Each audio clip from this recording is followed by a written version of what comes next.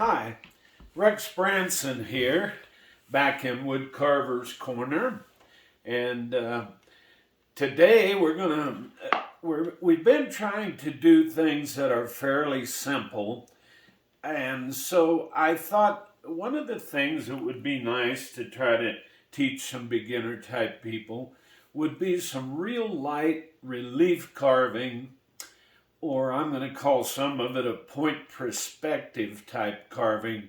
I'll show you here a couple examples of what I'm talking about.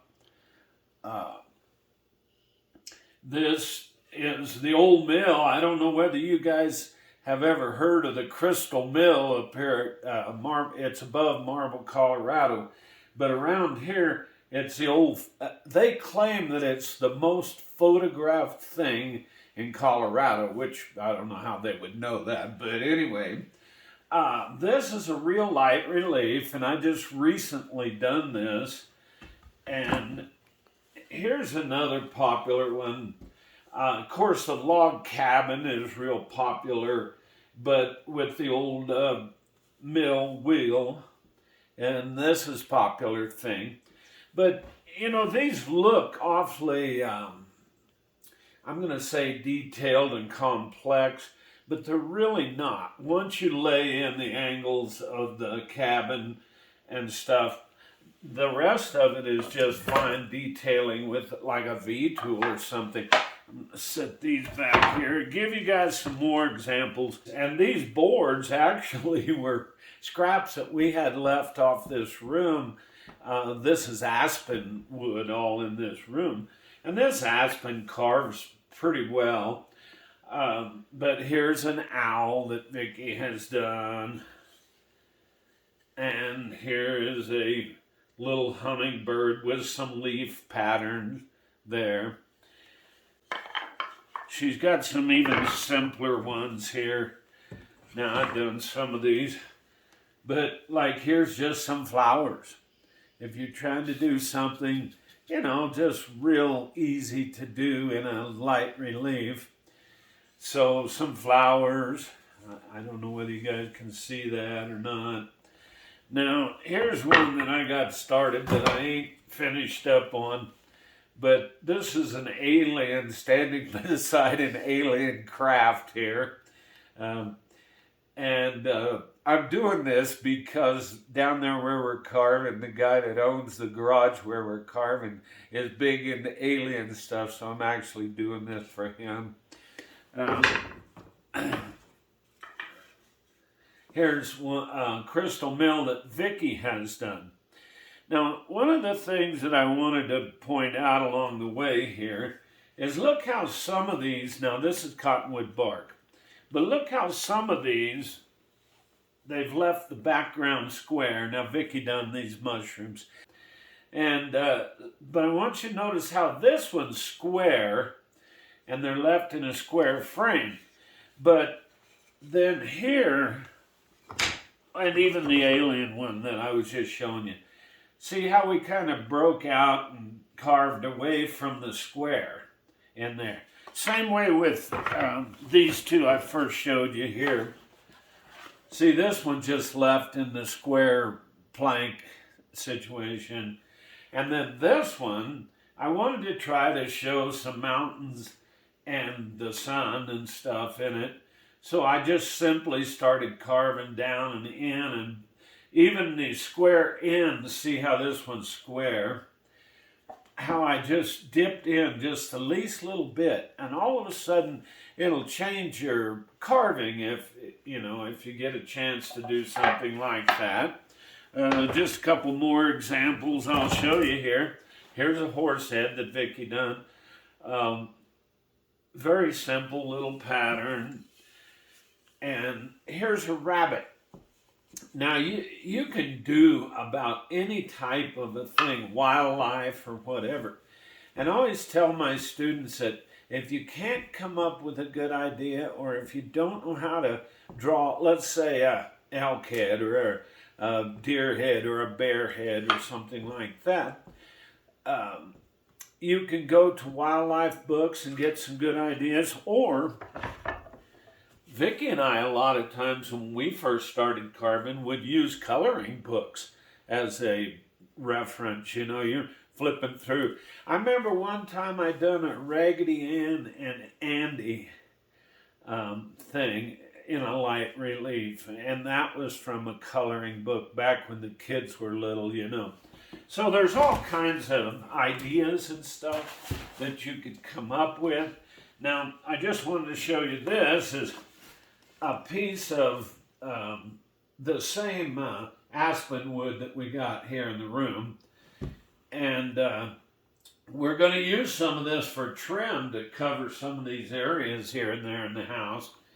And we're custom carving our own trim. So, you know, got some trees, got a fisherman going on here. The cabin thing, everybody likes the cabin scenes. So today, actually, that's what I'm going to be doing is a sort of a cabin scene. But got some deer running here, some trees, another cabin, and this last year we've been doing lots of bears because we had a mama bear and 3 cubs in our yard for about 2 weeks back when all the berries were on. And so bears are popular up here. They're not so popular when they're getting into your garbage and snooping around your house, but anywho, our project today is going to be just something fairly simple, like a cabin, an old mill, or something that way. This is a popular scene. You see it quite often in various ways. So today we're going to just do like an old mill scene or something like that. And I wanted to talk just a second about some point perspective stuff.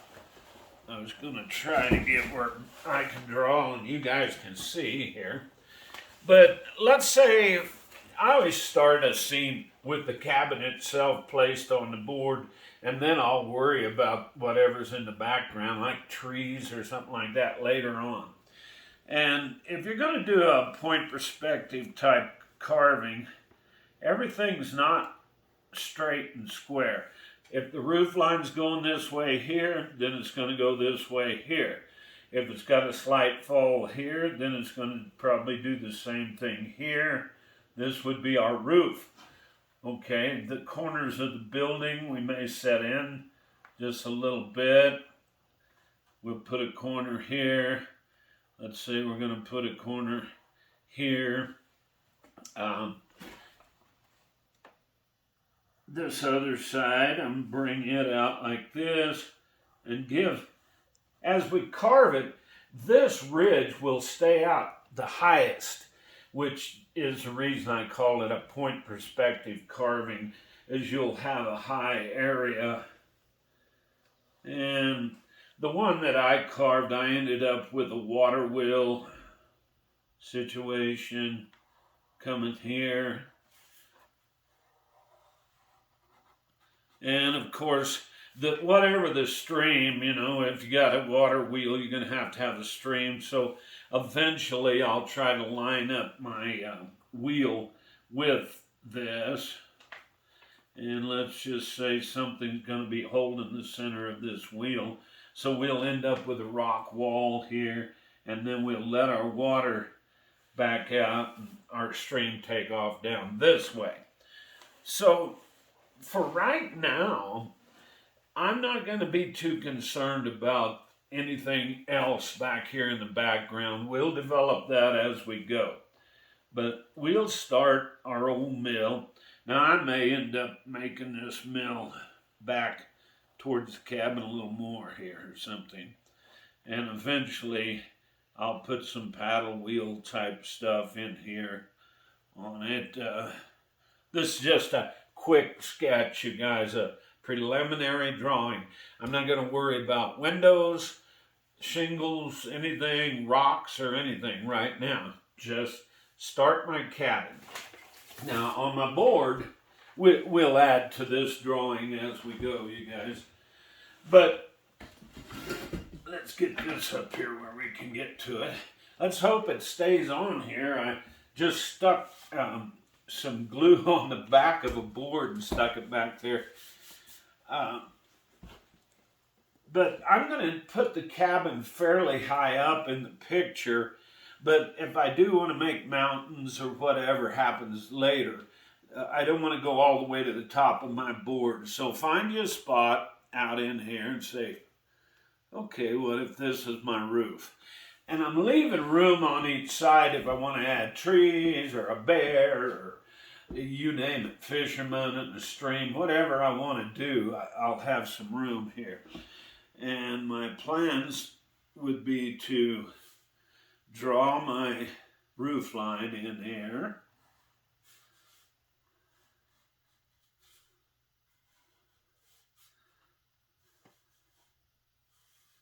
This stuff's going away.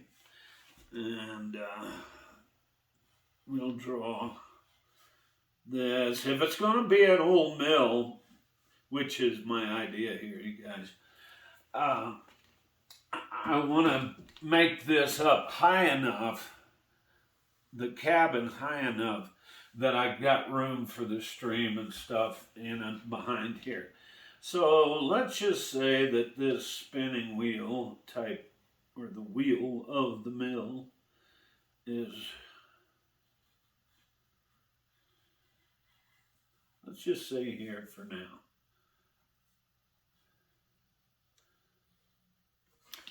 So I'll get that drawn in there. And since this is going to be the focal point of the carving, I'm going to begin to relief around this whole area out in here first. And then we'll do some point perspective like we're saying. But I also want you to notice that, hopefully you see here, this corner of the building is the closest thing to me other than the water wheel and this rock wall is even that. Well, our trouble here, you guys, is look at the edge of this board. We only got 5/8 of an inch here to work with. So this is going to be what I would call a really light relief carving in there. But you know, the cool part about learning relief carving in your carving repertoire of things you do is a lot of times I find myself incorporating it into various carvings that I'm doing. I'll give you guys a quick example. Back here in the corner at Woodcarver's Corner is one that I've been working on. Now this personal piece, it's called Liar Liar Pants on Fire. And I'll raise this up, you guys, where you can see. I'll get it up here on my knee. Hopefully you can see that. But what I'm getting at with the relief carving is look where I've started putting a castle. I'm doing some puzzle pieces here. Of course, I'm covering up his privates because he's a nude guy, and it's best to cover the privates up, from what I understand anyway. But notice how down in here, I've even put little steps coming up around this castle wall. I've done the zigzagging. This is all relief carving down on the bottom of this carving. And, you know, years ago, when I used to take stuff to competitions and stuff like that, I knew there was a saying that Vicki and I would always say about if you're doing a competition piece would be, if you can't tell them the truth, you baffle them with a whole bunch of bullshit. And so this is kind of what I'm doing down in here. I'm throwing these puzzle pieces in. I'm doing this castle and all. Because there was a million things I could be doing. Could have been clouds. Could have been a whole pile of puzzle pieces that he's coming up out of. But somehow I ended up doing this. And back to our subject, you guys, is the fact that learning to do relief carving, you're going to incorporate it in. Even here, look here, this chain coming up, I got coming in. That's all reliefed in there for right now. And eventually I may break away a couple of places there with that chain. But I just wanted to show you guys how you could incorporate this relief carving into other carvings. Okay, we'll get started actually carving. What I'm going to do, you guys, is take a V-tool. Hopefully you guys can see here. And I am going to run. Yeah, now this big V, notice how I can tip it over here.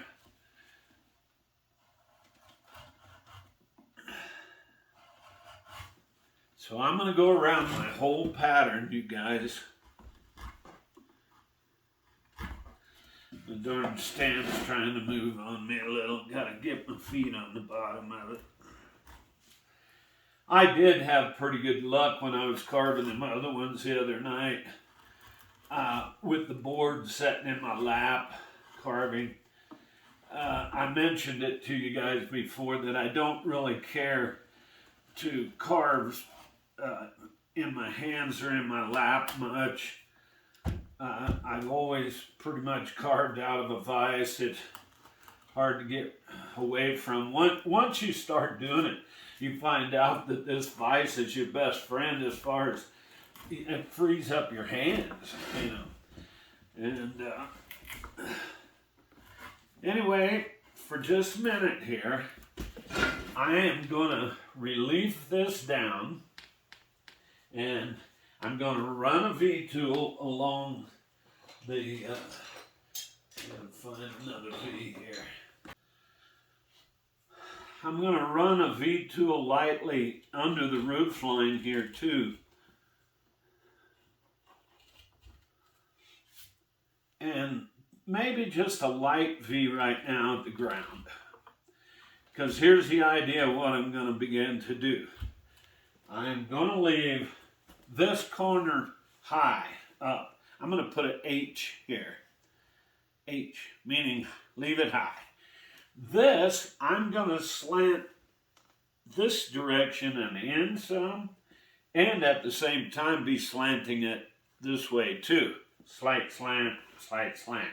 Same way here, I'm actually just going to slant the whole cabin on the bottom this way, and away from this corner, I'm going to begin to slant this part of this cabin this way. Same way at my water wheel. This edge of this water wheel is going to be your high. I'm going to put an H here a couple of spots. I'm going to leave that high. And then this area can all begin to waist back slightly more. This whole area for just a little bit. So that's what I'm going to do for just a second. And then I'll get you guys back in after I get some carving done.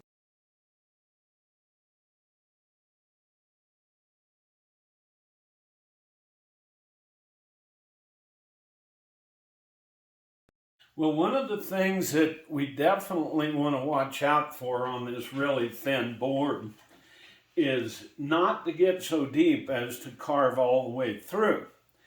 But now, there's times when you make these happy little mistakes, like old Bob Ross always says when he's painting. You know, that happens in wood carving too. Let's say that I got so deep here that I fell through. Well, as I was adding, let's say some evergreen trees or something here, let's just say, I might, if I went through and made a hole here, heck, I might saw or take this whole area out here. I might carve more clouds and mountains up on the top and take this whole thing out of there and show the, you know. So sometimes if you do end up making a mistake, it's not like that you're ruining the piece. You're just off on a whole new adventure is what I always call it. And you know what? Some of the best thing that's happened along the way of making mistakes has turned out that you use later on in you're carving. You know, where I fell through the neck sometimes, I might leave the necklace hanging down or something like that, just because I didn't mean to carve through, but I did. You know, so sometimes sour grapes makes good wine, so to speak, or something. All right, so onward here. Watch your depth is the main thing. All right, where am I going with this? I've got a stream starting back up in here somewhere. So I might bring the stream down. I might show the center of this spinning wheel, or the mill wheel, I guess I should call it. And the water is going to be coming off the bottom. And this spring is going to, or this little ditch is going to be spring coming on down here, some water. We'll imagine that in there. And so I'm going to begin to get some rocks. You might notice, well, I was going to show you, but it's not right here right now, so it don't much matter. But I laid this up in rocks, and down in here, I could lay this up in just rocks underneath here, various things, you know. And that's the neatest thing about what we're doing here, is the more detail that you begin to add to a piece, the more it begins to, let's say, come to life or whatever. So I've got my cabin going here. I might think to myself, well, now this is an old mill, but do they have a stove or a fireplace in there? And if so, do I want a chimney back here in the background? Do I want to have a little bit of swirly smoke coming off that chimney, you know?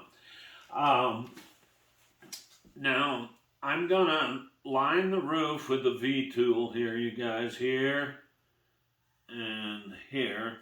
I'm going to clean up this slight bit more here. I'm going to get a little depth in front of where I drew my wheel going on. Some depth in there. I'm actually going to cut me some good depth where this stream's coming. I may start trying to think of what am I adding to this thing along the way to bring the background and stuff along as I'm going. And for instance, what if I ended up, I'm just going to say, like Bob Ross says, let's have some fun. He's one of my biggest, I really, you know, I like that guy real well because of the way he taught and everything, you know.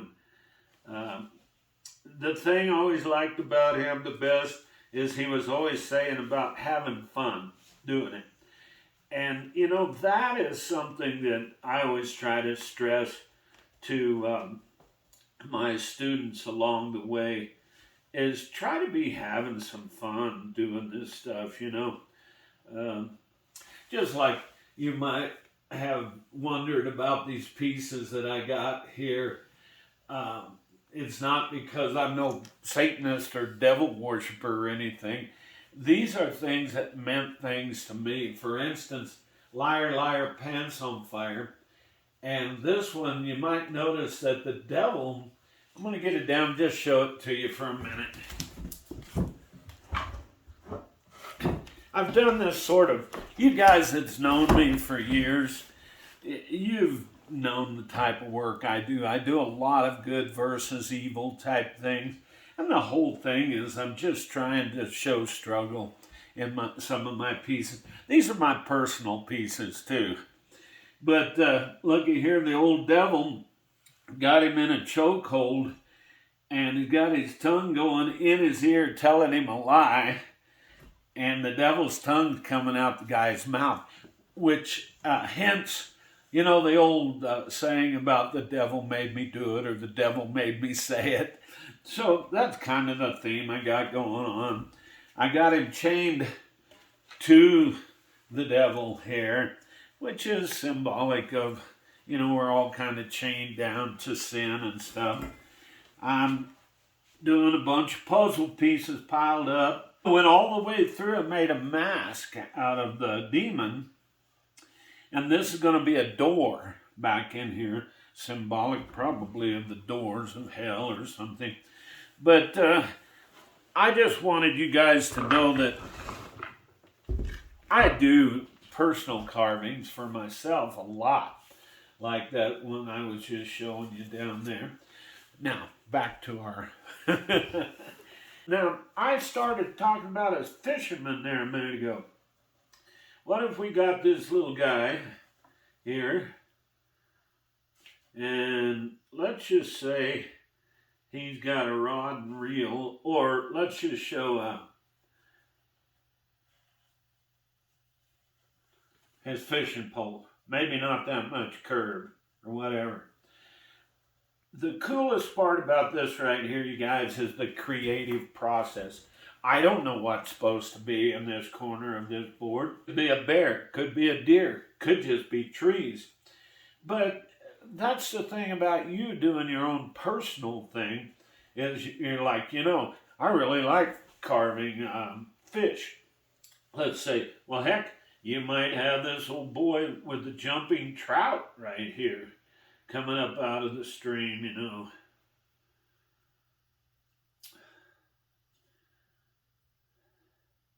We're just creating as we go and go, okay, well, that might work. I might have to reposition this pole or something that way. So I'm going to show you guys a little bit about laying some rock, because this whole, along the stream here, I'm going to do a rock wall down in here. I'm going to do some rocks holding the wheel up a little bit. And I'm going to do some rocks on the foundation. Probably before I carve that fish is not going to be there, because I'm probably going to carve some steps right here coming up into the little building. I can start think of, does the building have windows? And does it have doors and stuff? So I could even be, let's say, draw me a door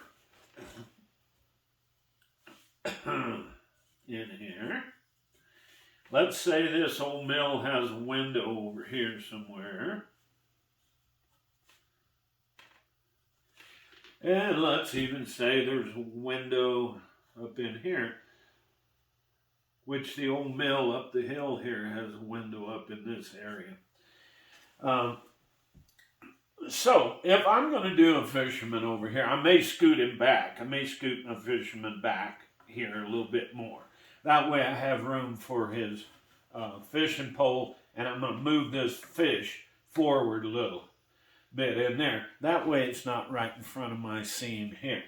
So I'm also thinking, what if we put a couple of cedar trees or fir trees or pine trees, whatever. I do that quite often because evergreen trees are actually fairly easy to carve, and they look pretty cool when you get them done too. So I'll do me a tree here. I'm going to do another tree right beside it because he needs a happy little friend, you guys. No, I hope I don't get in trouble for using Bob Ross's puns all the time like that, huh? Having fun, you guys. Just having fun carving. Down in here, I haven't came up with something yet, but I do know I'm going to lay a rock wall here with rocks. And you guys, when you get ready to do some rocks or something like that, you don't want to get into a repetitious brick pattern. It actually looks much better if you just randomly start laying some stones in there. Now I do want to have a wall here. I got a little V-tool, you guys, and I'm a mason now. I'm starting to lay some rocks, and I'm also probably going to work this wheel back in behind there as I'm starting to lay some stones on the piece. I'm probably a little bit premature with showing you this because I still could do some perspective as far as cleaning up and some background. But I am going to hint around my trees here in a second, get them going. I might even start a silhouette for, let's say, a mountain, and I may knock this. This board's got a knot in it right there anyway. What if a guy just knocked this whole corner off of here and let this tree stick up above our silhouette of the mountain that's coming along here? And let's let this mountain come back down over here. So let's get deeper in this area in here. Let's throw a different kind of a tree up in here. Let's say more of an aspen tree or something that way. So I'm going to draw another tree in here, which is going to get me right up where my stream that our water's coming from in there. So right now I'm going to make some depth for my stream. Little depth in this whole area here. I'm going to lay in some area for my steps coming up, and I'm going to take the stone foundation back just a little more. I'm going to go deep around my trees here. I may even go ahead and carve this off there in a little bit. And seeing how, if I'm giving a mountainous effect to it by taking this corner off, what if I done the same thing over here? I brought this mountain down, but left the tree sticking up, silhouette, much like I'm going to over here with the evergreen tree, just to break up some of the squareness that's going on with stuff. So for just a little while, I'm just going to carve and bring some of this along.